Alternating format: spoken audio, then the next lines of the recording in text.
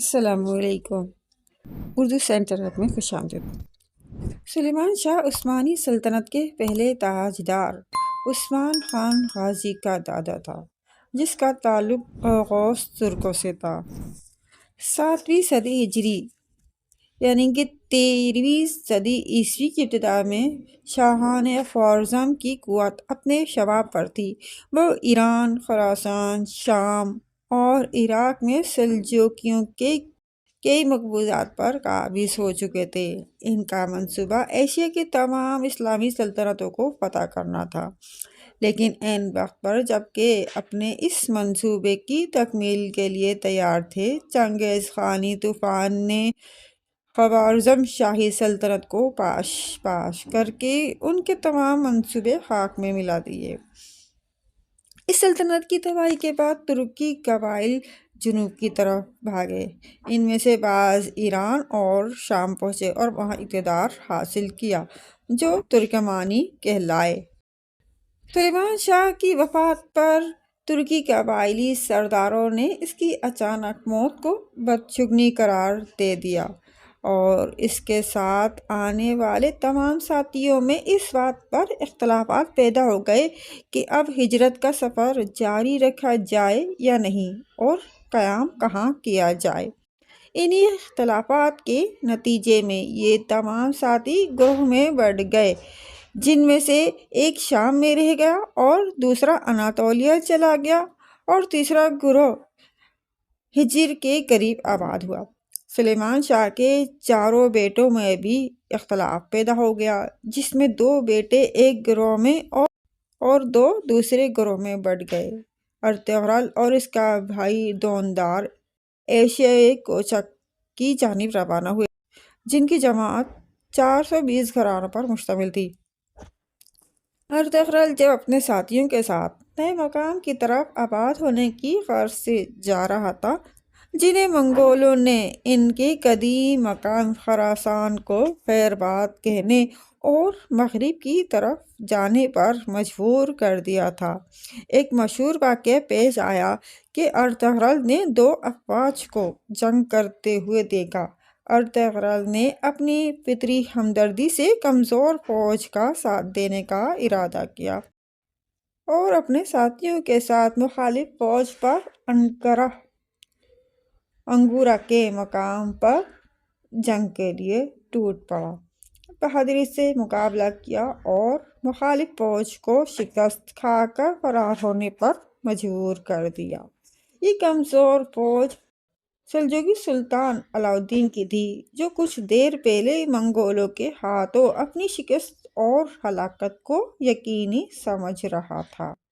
لیکن میدان جنگ میں ارطغرل اس کے لیے فرشتہ رحمت بن کر آیا تھا۔ یہ بروقت مدد علاء الدین کی کامیابی اور ارطغرل کے ساتھ اچھے اور خوشگوار تعلقات کی علامت بن گئی۔ ارطغرل کو مدد کے وقت معلوم نہ تھا کہ فریقین کون ہیں۔ ارطغرل اور سلجوقی سلطان کے درمیان اس سے دوستی کی راہ ہموار ہوئی۔ غیر متوقع مدد اور کامیابی سے سلطان سلجوقی ارطغرل سے بہت خوش ہوا اور اس کی خدمت کے اعتراف میں ارطغرل کو انگورا کے قریب چند علاقے جاگیر کے طور پر دیے، جن میں سغود کا علاقہ بھی تھا۔ مورخین نے یہ بھی بیان کیا ہے کہ سلطان نے خوش ہو کر ان مجاہدین کو انگورا کے قریب کراچا داغ نامی علاقہ میں زمین عطا کی، اور یہی عثمانی ترکوں کی پہلی آبادی ہے۔ یہ علاقہ، جو ارطغرل کو عطا ہوا، بازنطینی حدود سے قریب تھا۔ رومی چونکہ ہر وقت سلجوقی علاقوں پر حملہ آور ہوتے تھے، اس لیے ان نوبارد ترکوں سے پریشان ہو گئے، اور اب ان کی توجہ کا مرکز نوبارد ترک تھے۔ سلجوقی سلطان نے ارطغرل کو علاقہ کس طرح عطا کیے، اس کے لیے ایک خیال تو یہ ہے کہ اس نے اپنے بیٹے کو سلجوقی مرکز کونیا روانہ کیا اور جگہ کی درخواست کی۔ دوسرا یہ بھی بتایا جاتا ہے کہ سلطان نے منگولوں سے کامیابی کے بعد ارطغرل کو شرف بازیابی بخشا اور یہ علاقہ دیا۔ بہرحال ارطغرل کو سلجوقی ریاست میں جاگیر عطا ہو گئی۔ نہ صرف اسے نئے ملک میں پناہ ملی بلکہ اپنے آدمیوں کے لیے زمین کے ساتھ ساتھ علاء الدین سے تعلقات بھی قائم ہوئے۔ ارطغرل اور اس کے ساتھیوں نے یہاں سکونت اختیار کی۔ علاء الدین سلجوقی نے سلیمان شاہ کے بیٹے کو ایسی جگہ پر جاگیریں دیں جو رومی سلطنت کی سرحد پر واقع تھیں۔ ارطغرل کے آباء و اجداد کے حوالے سے بھی اس قبیلے کی اوصاف کا چرچا ہر جگہ تھا، اس لیے بھی ان کی آمد کو نہ صرف خوشی سے سلطان نے قبول کیا بلکہ عنایت کے طور پر جاگیر بھی عطا کی۔ اپنی فطری صلاحیتوں اور سلطان کی اس قدر شفقت اور مہربانی نے ارطغرل اور اس کے ساتھیوں کو مجبور کر دیا کہ وہ سلطان کے ہمیشہ کے لیے حامی اور مددگار بن گئے۔ سلجوقی حکومت کو بچانے کے لیے منگولوں اور رومیوں کے خلاف جہاد کیا، جس سے سلجوقی سلطان ارطغرل اور اس کے ساتھیوں کا گرویدہ اور مہربان ہو گیا۔ رفتہ رفتہ مہاجر ترکوں نے اناطولیہ کے ایک حصے پر اپنے قدم جمانا شروع کر دیے۔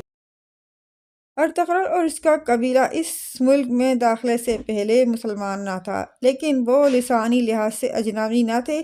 اس ملک میں آنے کے بعد اسلام قبول کیا۔ اوغوز ترکوں نے جس طرح ہجرت کی، اس میں ارطغرل کو بڑی اہمیت حاصل ہے۔ اس نے سلیمان شاہ کے دریائے فرات میں ڈوب کے مر جانے سے لے کر اپنے دور کے آخری وقت تک جو کردار ادا کیا وہ اس نوجوان ترک سردار ارطغرل کا ہی کارنامہ ہے۔ اپنے ساتھیوں کو جمع کرنے میں کامیاب ہوا، وہ بھی اس طرح کہ کسی خون خرابے سے گریز کیا۔ حالات بہتر جان کر سلجوقی علاقے میں ہجرت کی اور اناطولیہ میں تمام ساتھیوں کے ساتھ آباد ہوا۔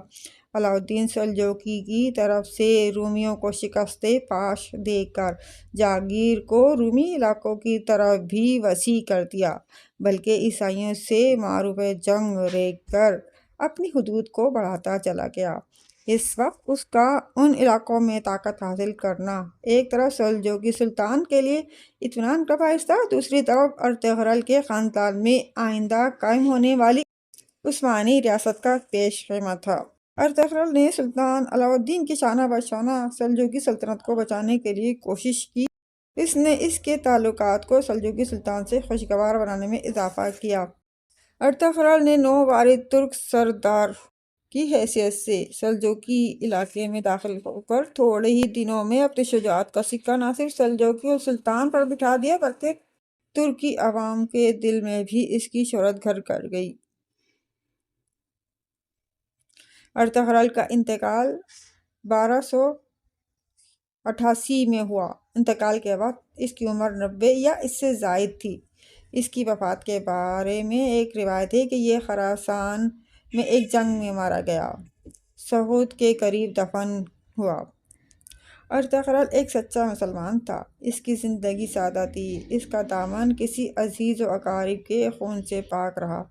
اس نے اپنی قابلیت و صلاحیت سے سب کچھ حاصل کیا، اپنے قبیلے اور خاندان میں یکجہتی پیدا کی۔ بہادر، نڈر اور شجاع تھا، جس کا ثبوت اس کی منگولوں، رومیوں اور ترکی ریاستوں سے سلجوقی سلطنت کو تحفظ فراہم کرنا ہے۔ رحم دل اور متواضع بھی تھا۔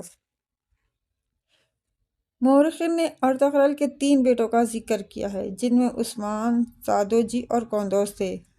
عثمان کے نام سے عثمانی خاندان کو شہرت ملی۔ ارطغرل کا یہی وہ بیٹا ہے جس کے نام پر ترکمانی حکومت کو عثمانی سلطنت کا نام دیا گیا۔